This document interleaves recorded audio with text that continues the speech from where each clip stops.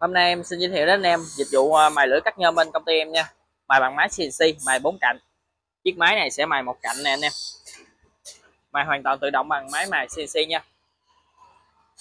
Còn chiếc máy trong này sẽ mài 3 cạnh còn lại. Đây.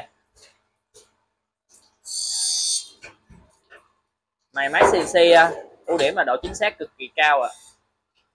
Lưỡi sau khi mài sẽ cắt ngọt, không bao via như lưỡi mới luôn.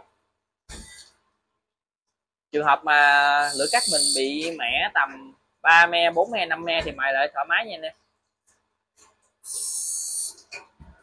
Đây, thông số lưỡi nè, lưỡi 120 răng.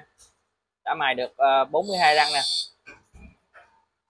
Anh em nào đang có lưỡi cắt cần mài lại thì có thể liên hệ trực tiếp với số hotline em để phía góc dưới màn hình